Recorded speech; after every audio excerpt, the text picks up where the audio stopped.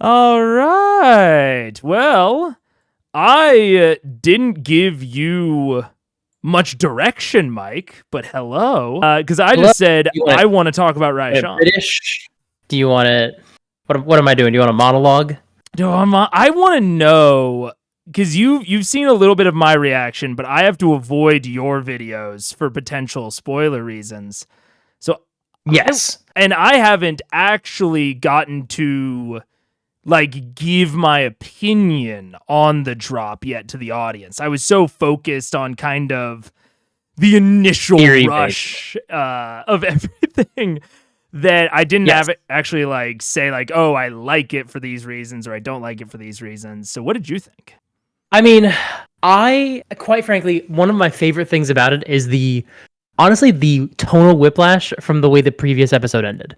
Like the way, if you remember how episode 68 ended and the whole cast was despondent. I haven't seen you talk about this, but obviously the end of 68, the cast is in a bad mental place in a lot of different ways for all the same reason, but it takes a lot of different forms. Yeah. And the way that you have this galvanized energy at the end of 69, nice, where they're just like, oh my god, it's Raishan, and and their brains are spinning, and I think that is such a testament to everything that episode did across the board, of giving them what they needed in terms of catharsis and all of these great moments, and then finally earning that twist, and for them to be in a state to receive it, and not to have it feel like Matt is twisting another dagger into them, but it's an exciting curveball. And the thing that I love, so Matt Mercer is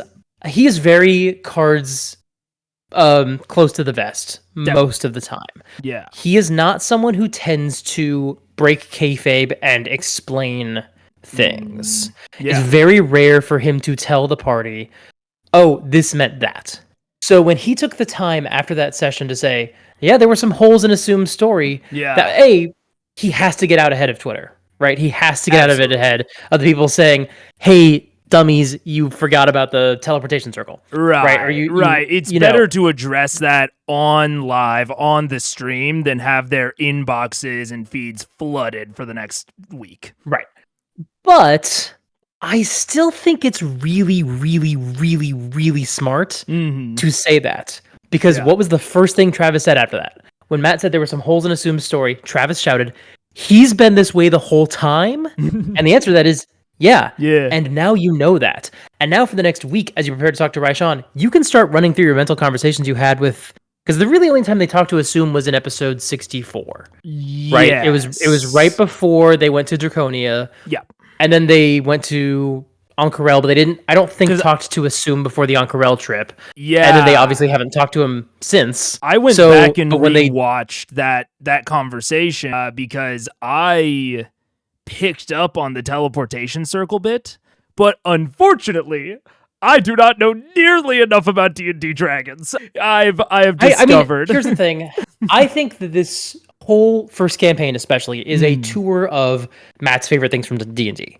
So the fact that he's able to deploy dragons in human form, and by the way, I would be totally, if a DM told me, oh yeah, no, in my version of D&D, yes, dragons have a human form, but it's one form. Right. Okay, that is a valid interpretation of the one line that says some dragons can take human form or humanoid form. Right? Like who's to say? That is up to DM interpretation. I kind of like your hypothesis of oh, I just thought it was an Autobot. I'm like, I never thought of it that way because, but I don't hate it. I don't hate that interpretation. I've seen incredible fan art of what would the human form have been like for Umbrasyl, for Thordak, for Voragol, or the other three, or not, because we know Sunder, whatever, Sky Sunder, for Voragol, because we know what the Iron Storms was, what General Krieg's was. Who I'm blanking on. Brimscythe. Brimscythe, thank you. We know what Brimscythe, at least the form that Brimscythe chose to take. There was a fan artist who was like, hey, what if Thordak had a human form? What if, Umbrasyl, we obviously know, never got a chance to take a human form in the campaign that we saw until his death. I thought he was Jamon. I thought it was Jamon for so long, and then I was I know. Like I sometimes get shit from chat for drawing on apparently, crazy disparate threads. And I think that's not only part of the fun of it, but I also think it's something that Matt is very good at doing. And I think the thing that I really liked about this Raishan reveal was that I always knew there was something going on with Raishan.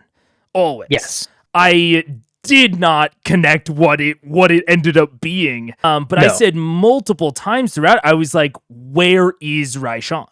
Like I think that Matt used the sort of silence, the empty space of, we know that Vorugal's in Draconia. It wasn't even hard to find out. We knew immediately where Umbrasyl was. We knew that Thordak was just hanging around Iman. Raishan has always been this question mark, this empty space. And I had theorized that, that Raishan was kind of the puppet master this whole time. And so they were going to end up being, because it also, something that, again, makes a little bit more sense in retrospect than the crazy direction I was going with. But I thought that the Chroma Conclave arc would end before Raishan got killed. I thought it was because Matt says, essentially, the next dragon you kill will essentially trigger the Thordak fight. And we'll trigger the war. Right. And it's like, okay, well, then we only know where one of them is. So how is this going to work? Basically, if we kill Vorugal, we're going to get sniped by Raishan wherever she is. Like, this isn't fair. I want to draw your attention to something else, too. First of all, I want to finish the thought that we were just talking about earlier that got us on this train. Oh, yeah. Do you remember what they told Assume when they came back from when they first saw Assume after the Feywild? Do you remember what they did download to Assume? What they did? Like what have they filled in Assume about everything they've had going on? Oh, I don't remember. I went back and rewatched part of 64, Vestiges. but only the part of Assume talking. I didn't catch what they told Assume all about the Vestiges. And that is why Matt told them he's been Assume ever since he got to Whitestone. So they can start to think, okay, we told Assume everything about the Vestiges. Yeah. We haven't told Assume about Jaman yet. Like, we haven't had the chance. What else have we not told? Like, does Assume know about our deal with the Ravenites? Right. I don't remember the answer to that question, but that, like, stuff like that is what they're starting to ask. Because Matt said there were holes in his story. I also want to point out that Matt was very smart. Matt gave us one clue that something was up with Assume. And like you said, multiple clues that Raishan was not on the field. When they were, I think this is episode 64 as well, when they were talking about plans to potentially sow division between the dragons, they were talking about building statues and like making them fight against each other. Yeah. Sam was the one who pointed out, except no one knows where the green dragon is. And so then we can't pull off this trick. And they try to scry on Raishan, and it doesn't work in retrospect because she's under the dome. But thinking about how Matt foreshadowed where all the dragons were, I don't know if you picked up on this. I don't think necessarily you did because I've watched your reaction to all the Western stuff. Did you notice how hard Matt was pushing for them to go to Western ever since they got the armor? Yes, I pointed it. We had an entire discussion about like what is a plot hook and what isn't, and what is the DM pushing players in directions and what is not. But I made a very strong case that ever since they got the Raven Queen armor, he has been trying to send them to Whitestone. To Weststone. Kima. Yeah, that's right. Because Kima immediately was like, well, then we got to go save Allura and got to go there. And so Matt had, when Keyleth scried on Whitestone instead, or Western instead, now I'm doing it. When Keyleth scried on Western instead, they only heard footsteps above. He didn't telegraph that the Goliaths were there yet, but he was hinting at it, trying to get them enticed, and it didn't work. Matt has to like herd cats to get them to go past Western. That was not in their path at all. And he was like, no, I need you to teleport here so you can pass Western so I can give you some really important exposition that I've been trying to get to you for several episodes now, and you are not taking the bait. So I'm gonna just lead you by the nose. So, and that's ultimately my point. My only point is he was really beating them over the head with like, you need to know what's happening in Western. There is a dragon and there are Goliaths. Yeah. Then when they scryed on Draconia and they got all the frost, I believe they saw Voragol in that as well. I don't remember how they found out that Voragol was in Draconia, that Allura just tells them straight up. I think you could be right. I think Allura's just like, yeah, he's there. Yeah, I think you might be right. But then also no, because I don't think anyone had scryed on maybe Frozen Wasteland used to be ruined cities, maybe something like that. But the point is, he makes it clear through other exposition, either through scrying of theirs or narration. But he very carefully omits. They're like, "Oh, we can't find Raishan. She's not on the map." Yeah. So they've known the entire time when we kill the next dragon, whether it's Raishan or Voragol, we'll have to deal with a war starting with Thordak. But we'll also have this other dragon in play. That is why Liam has been like, let's get as many vestiges as we can and then kill dragons, because we are not ready to start knocking them off one at a time. Well, now one of those 3 dragons just said, I will help you kill another dragon. Yeah. I want your help to kill the Cinder King. Yeah. So Matt just ended their reason to postpone this storyline. Absolutely, yeah. Oh, you don't want to kill one of the dragons because you don't want to start a war with 2 other dragons. You'd only be starting a war with 1 dragon now. Yeah. Does that change anything for you? Oh yeah.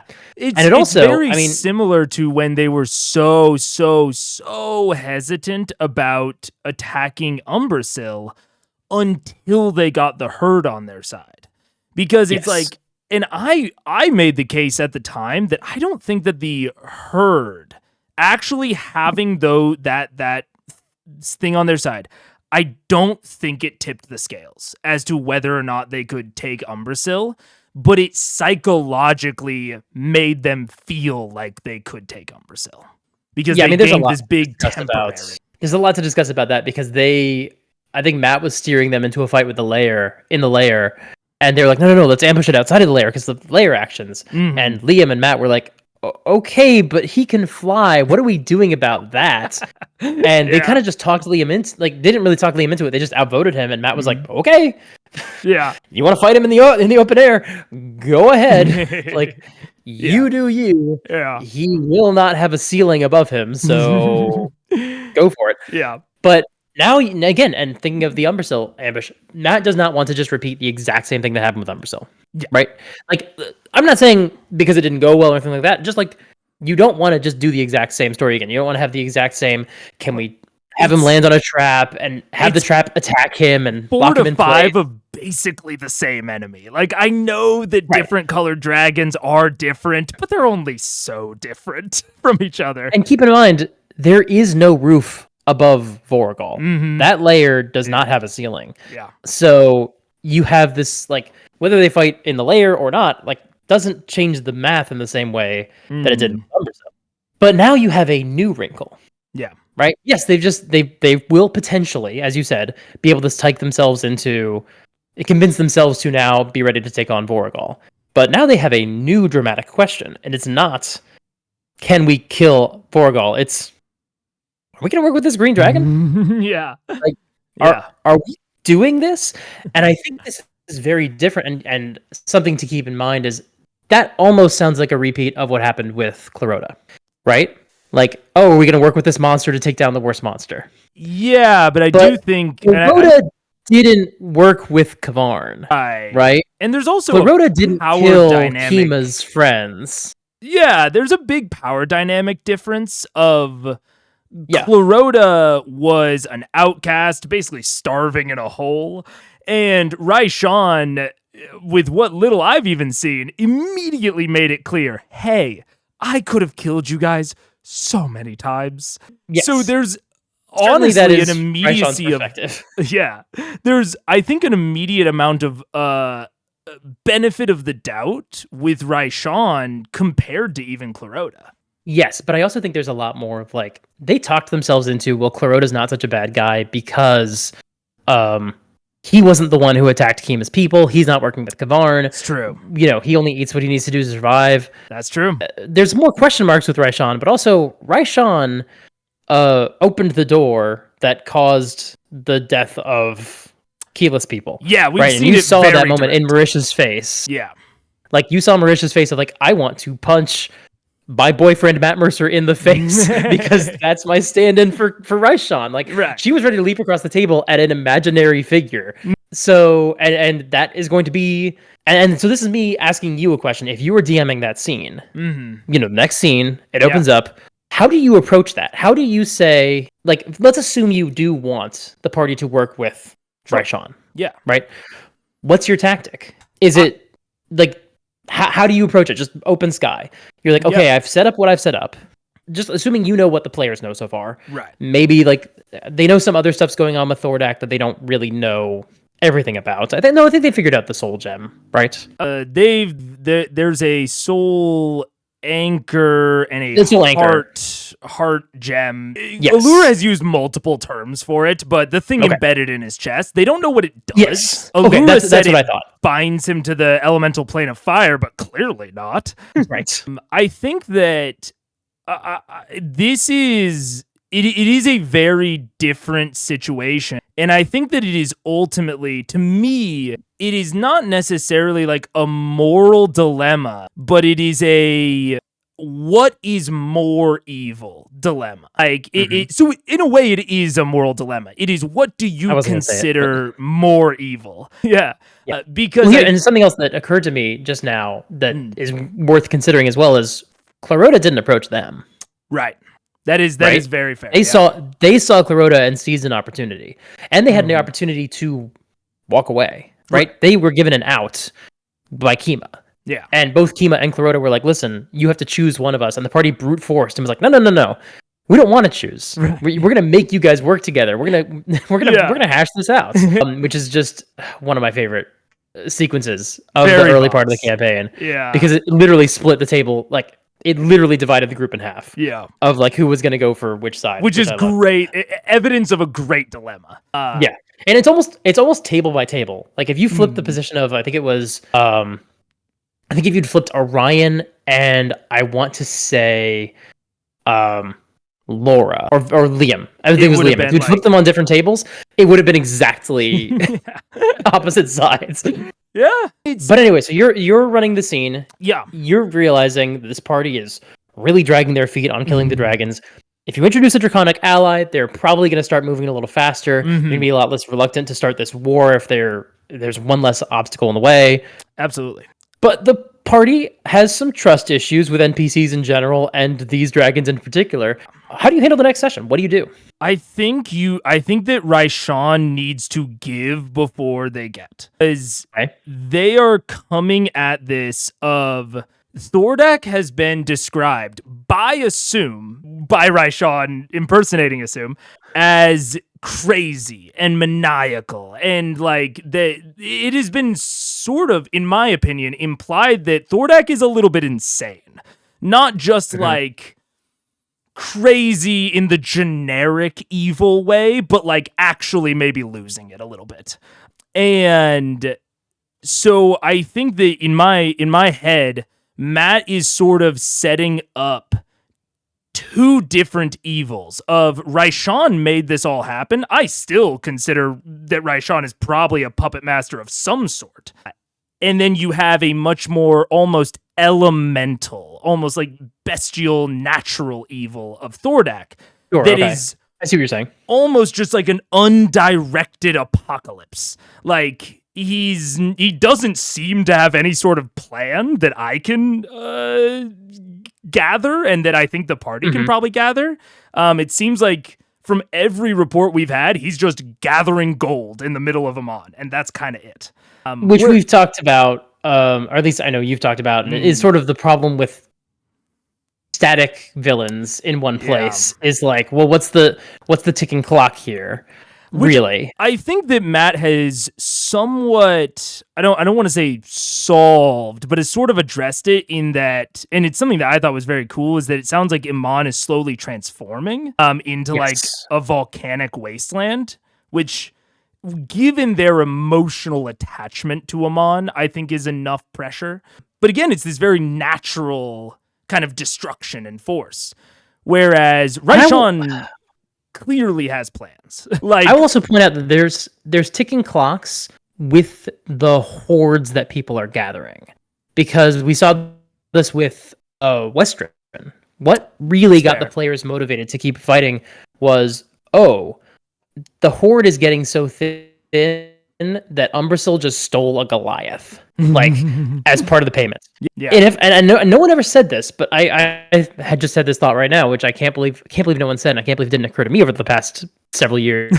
In the next horde, you just throw some civilians on that pile. Yeah. Right? But either way, we know that the civilians are in dire straits. Absolutely. Right? And like, it's going to start, that retribution is going to start hitting the people. Like, even if, hypothetically, Umbrasyl, it gets so impatient with the horde being so thin next time, the offering being so thin next time, that he just exacts his reprisal on the Goliaths, there's going to be some, pardon the pun, splash damage on the people of Western. Right. And we saw the exact same thing. The exact same thing happened with Voragol when they were talking to the Rabbinites, and Tuma said, they basically said, like, listen, Tuma, like, we know that you all like Voragol and consider him a liberator.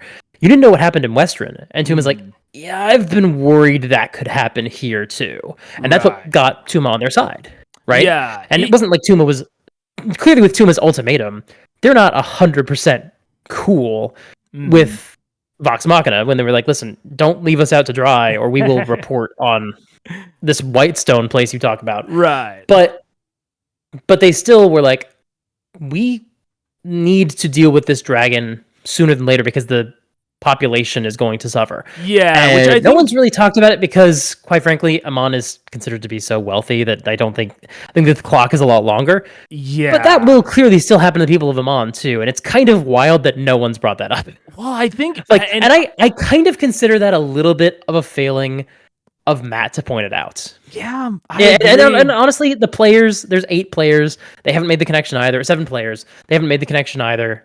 6 players and a guest in your terminology. A really cool guest that I understand. 6 + 1. I take no offense. Unfortunately, I think for the majority of the first 2 campaigns, the 6 players are like kind of. Unfortunately, poor Ashley gets back just in time for COVID, which she's able to play with everybody, but they're all playing like 12 feet apart from each other. But no, I agree with you. I think that you point out a really good piece that I had never considered and no one has ever brought up to me in chat. And I think the fact that we've all missed it all these years is a possibly a critique of Matt in this case, because you're right. I legitimately never connected that Umbrasyl took a Goliath because the horde was getting light. Never even crossed my mind, but you're totally right, and that's an amazing timer for these static sort of villains that aren't going out there and, actively spreading their villainy.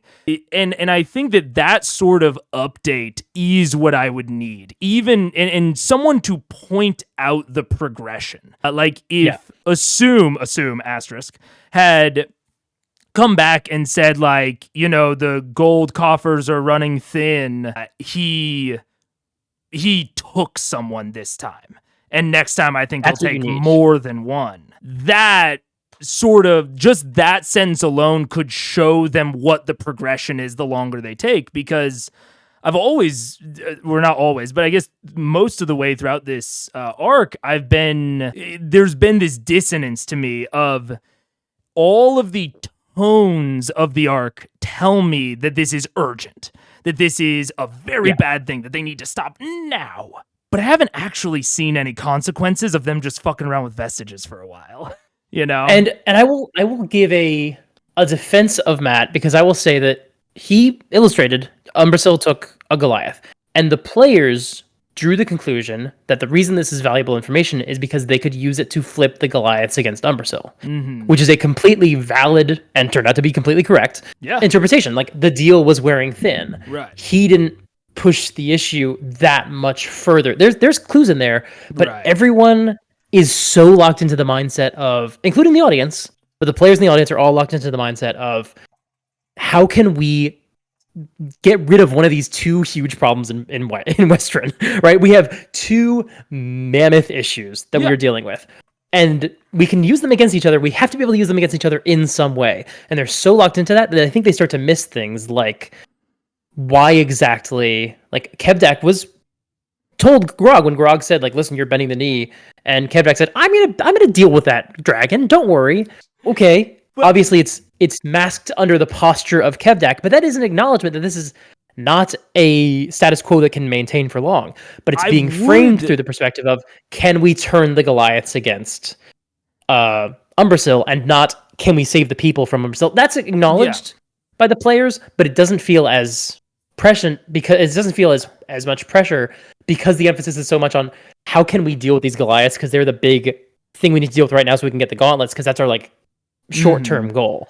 And then as far as I would argue that it is, I think you're right, and I think that whenever they go somewhere with a dragon, there it is presented why they need to deal with the dragon. But I think that is one of the reasons, like you pointed out, how hard Matt was pushing them towards Westrun, because if they don't go to Westrun, there's no exterior evidence that they need to, that there is going to be a status quo change of any kind.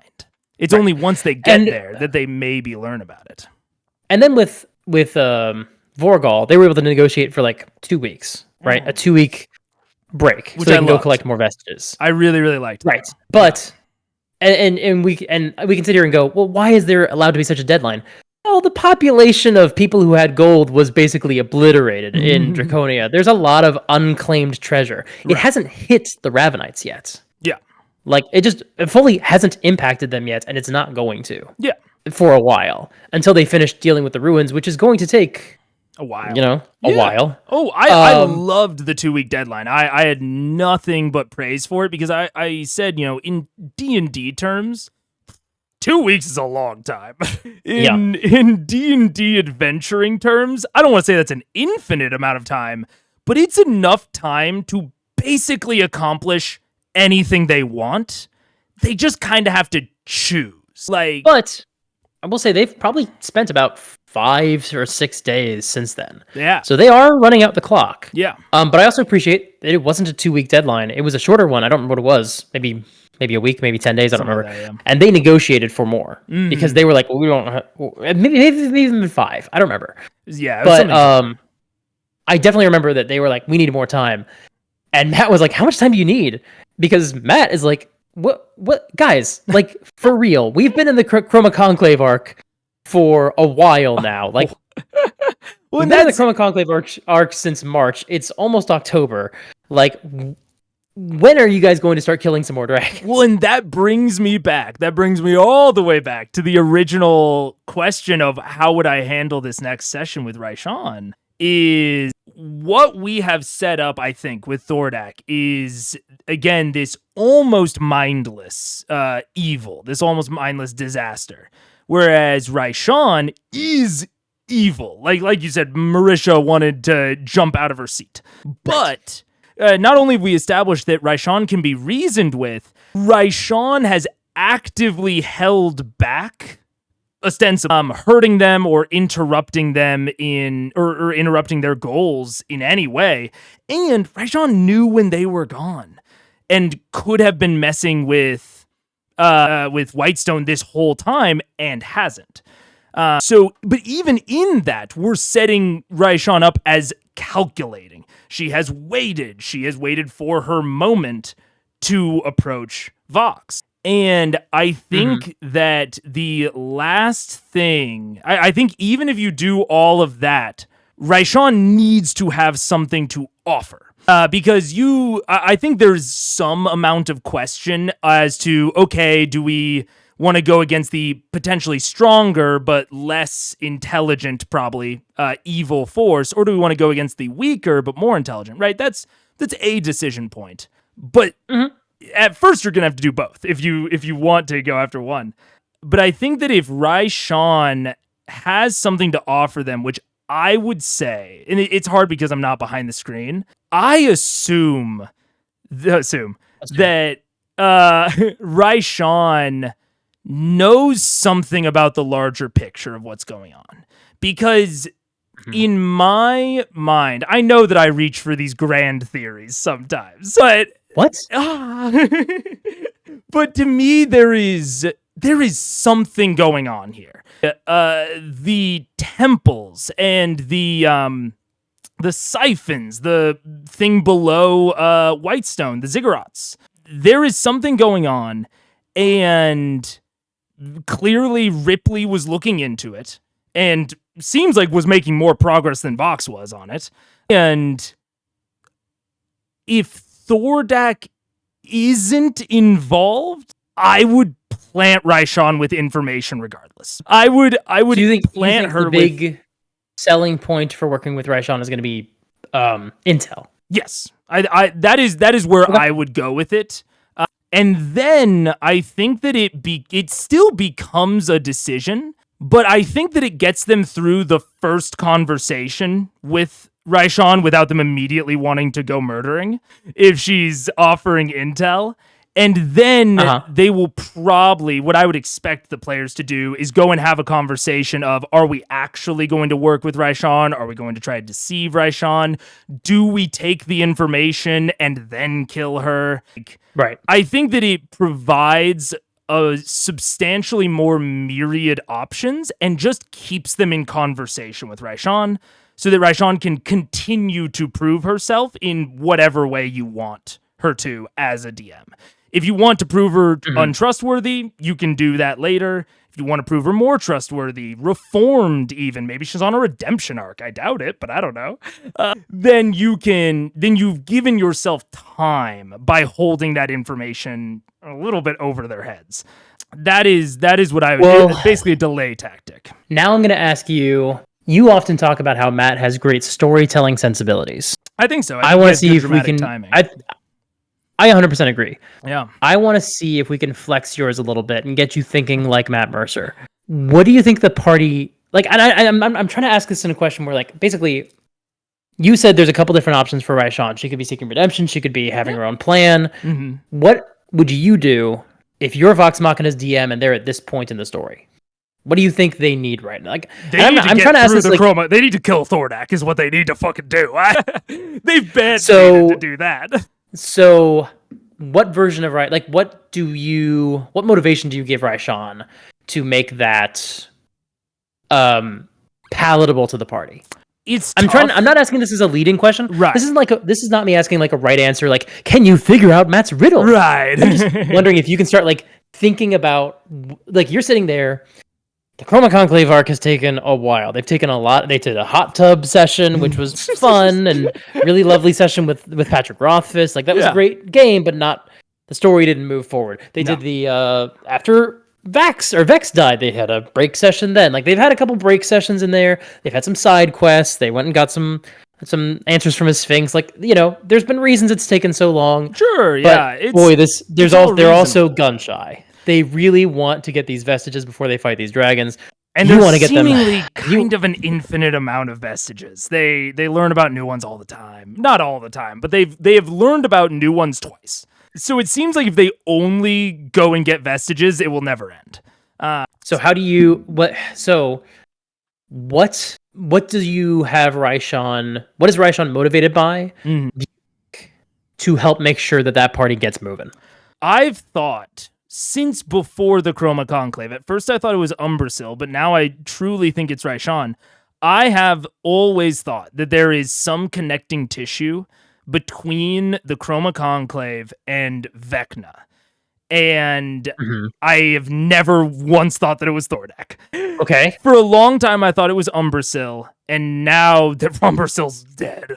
And honestly, in retrospect, keeping that connective tissue off the board makes so much more sense. So that's why I say it's difficult for me to fully separate my theory brain, because what I would do is I would make Raishan that tissue. I think that makes a lot of sense. And it also allows her to give that additional information, because my theory, and both, like, a lot of times theories, not always, but a lot of times I typically theorize about things that I would do.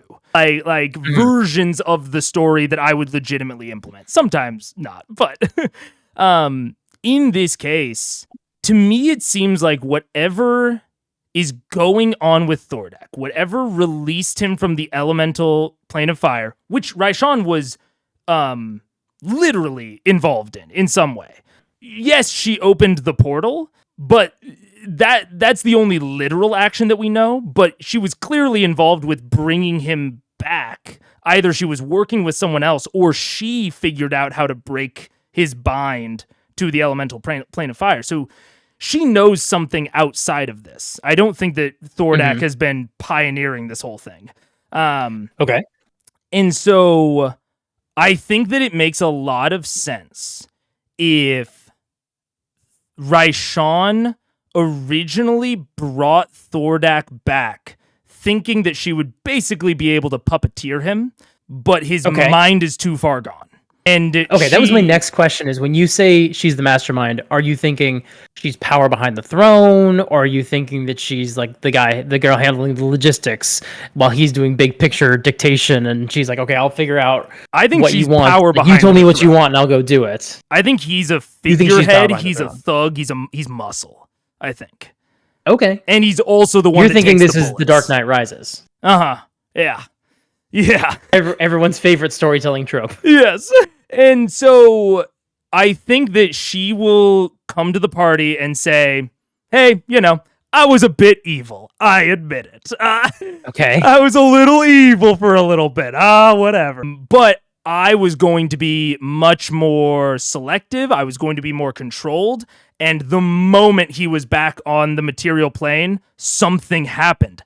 I lost control. I shouldn't have.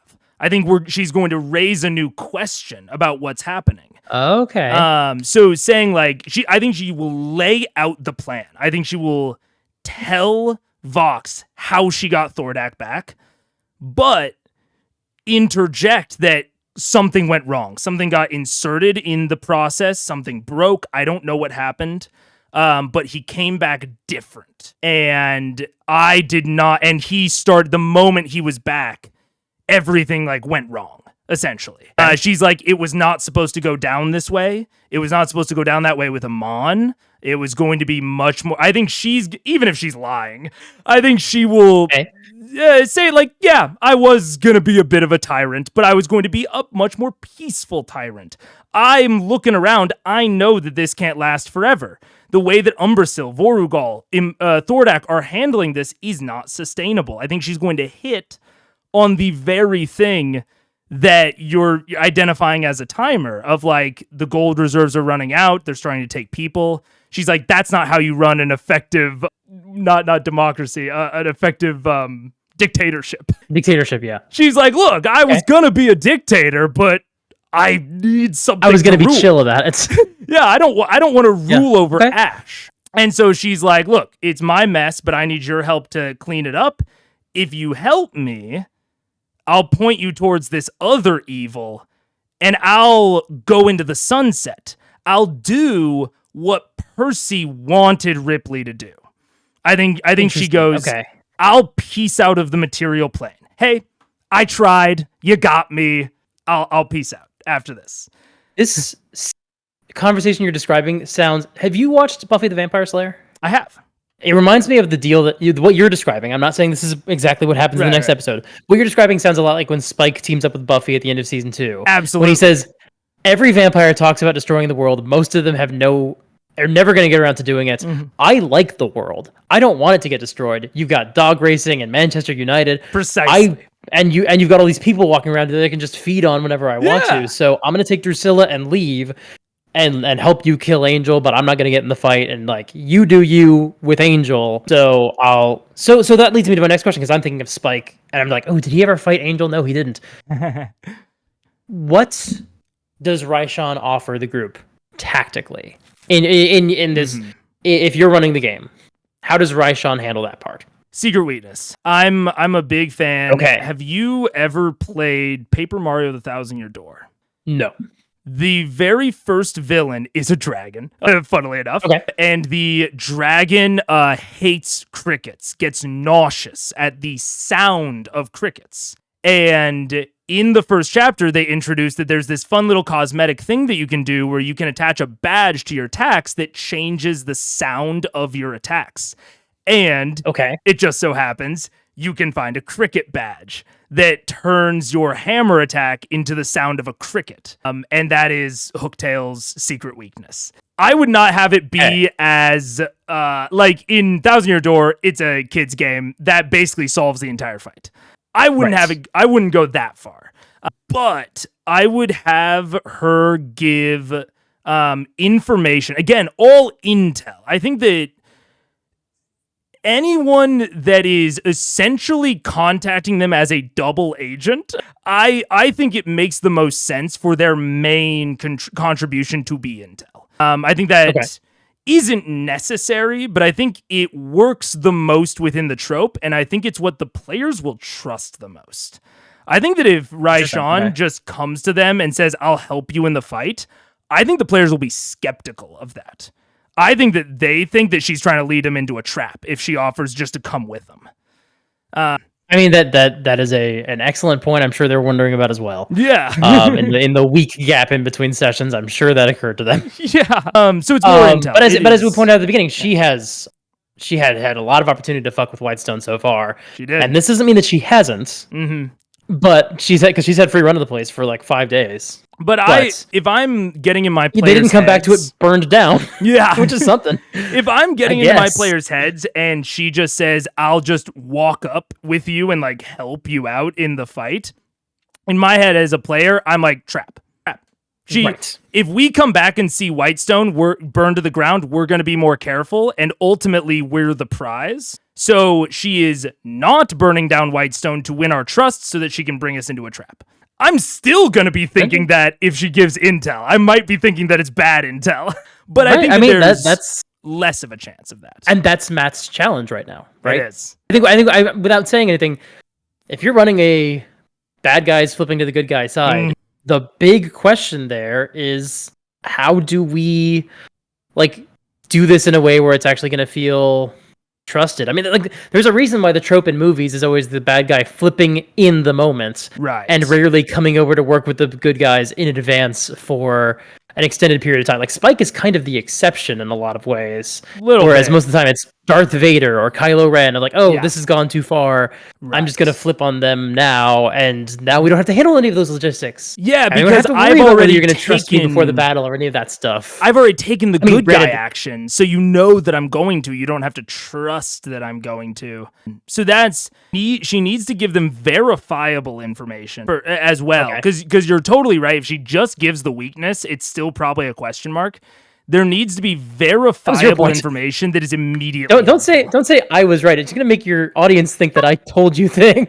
No, man. I know that you are interviewing me, and I know that you are very, very cognizant of the spoilers. I know. I'm trying to be very careful. The last point I want to make, though, is I've heard a piece of GMing advice, and I don't know if it's 100% true. I keep it in mind. I don't know if it's true for me, at least. Sure. But it's at least whoever gave the advice, which is James D'Amato of the One Shot podcast, I believe it's at least true for him, which is that when you give your players a list of items, they're going to remember the first and the last. Just generally speaking. That's a psychological phenomena, yeah. Right. Who was the last dragon's name that we learned? Was Thordak, right? That was the big reveal of like, oh god. Thordak the Syndicate. Whose was the first dragon name that we learned? It's a good question. Raishan enjoys the taste of fear. It's the first dragon name we heard in that scene. Interesting. Yeah. I just like that a lot. I think Matt knew that Raishan was going to be a pretty important character. The two, because there's a big case to be made there that those are the two most important dragons. And like, because remember, during that fight, Raishan's the first one with a mini on the board, right? Mm-hmm. Right in front of them, did 60 plus damage to them with the poison breath. None of them made the save. Killed everyone in the Cloudtop district in that council meeting, right? Just like, what's the line that Marisha says as Raishan breathes the fumes? Holy fuck! He just took out the entire council. Yeah, that was the. I think that's evidentiary of what I think that Raishan's mindset is I am toppling the current governmental structures. I think that is in my head what she was trying to do. But you're so right, and I theorized for a long. They built enmity with Raishan right up front. Yeah. With that being the first dragon they fought, and then the next big interaction with Raishan was discovering that she'd infiltrated the Pyra. The Fire Ashari. Yeah. Yeah. And I think that's interesting. There's a really good bit of DMing that's really hard to talk about in episode 40. Oh, but, absolutely. Really valuable to talk about once you hit episode 70. Well, yeah, and like even that for a long time, I was debating whether or not Raishan the human and Raishan the dragon were the same person, but I thought more about Raishan than I ever thought about Vorugal. And the only reason, and they've told us like that Vorugal is at Draconia for a while now. Like we've had a lot of reason to think about Vorugal, but Raishan's been a question mark. Raishan's been a huge question mark, and again, clearly involved. I had my theories about Umbrasyl only because I was pattern matching. There's nothing that was narrated about Umbrasyl that made Umbrasyl out to be anything more than a local tyrant. That was it, kinda. But even from the beginning, Raishan has been more than that. I loved the reveal because everything about it had drawn me towards there is something going on with Raishan. Everything. And because of my dragon knowledge or lack thereof, I never for a second assumed to that. There's also another thing that is tough, and it's the only thing I don't like about all of this, and it's all of it. It's not even just the Chroma Conclave. You don't like D&D. What a time to learn that. No, it's all of the I've never played. Just not that interested, you know. No, what were you gonna say? It's all the shapeshifters. It's all of the shapeshifters. It's Hodis. It's all of these dragons. The demons from the pre-stream game. Yeah, the demons, the devils, whatever. There are so many shapeshifters, and I actually said it at one point. Because I debated. Because I picked up that something was going on with Assume. I thought that Assume had flipped to the dragon side. That was actually in like the 60s. I mean, you're not far off. Yeah, I was circling it because I thought Assume was Assume, and I thought that, and I picked up on the teleportation circle bit, but I never even remotely connected Assume and Raishan. And someone asked me, because I brought up Hodis the Rakshasa, and I was like, could Assume be Hodis? I don't think the timeline adds up, but even then I shouldn't even consider it. And someone goes, why shouldn't you consider it? And I was like, well, if every single person that I have any sort of question mark about, if I need to consider, are they a shapeshifter? I will never come to any solid conclusion. Right. I think that is like I think you can have shapeshifters in your game. Absolutely. But I think that there either need to be rules that can be used to identify tells, even if they're difficult, or they need to be incredibly rare. And Matt's shapeshifters are neither. We need to table this because as someone with a lot of opinions about Secret Invasion and Battlestar Galactica, like I don't think there's a version of evil doppelgangers that I've ever seen done well on this scale. Like, quite frankly, like I think this is the core problem with the concept of shapeshifters. It's what makes it such an enticing plot hook and so hard to resolve. I'm watching DS9, Deep Space Nine right now, Star Trek, and the shapeshifter, there's a crewmate that's a shapeshifter, and he's interesting, but he also immediately solves like dozens of plot problems to the point where it feels like plot nepotism. Like it's just like, do we have an issue? He can solve it. We need to. I'm at my time when we need to end the recording, and this is a whole other rabbit hole. So for those watching, Mega and I are going to keep chatting after we end the recording and talking about other potential future collaborations. Yes. But my baby's about to re-enter the room, and I won't be able to be recording. Yeah. So I will say, man, oh man, I have so much I want to say about shapeshifters and doppelgangers and all that stuff, and We'll try to make this a not even related to Critical Role. Yeah, Like just fiction in general. Yeah. We'll try to make this a more regular thing. I think that for a lot of time last year, I was trying to get you on stream, and it's so much easier off stream because it's so much more flexible. So I think we'll do more also of this. My schedule here is freeing up a little bit as well, which is helping as well. So sweet. All right. Well, yeah, this may be a standalone. If we meet again soon enough, then maybe there will be a back-to-back and a big continuity cut here. Goodbye.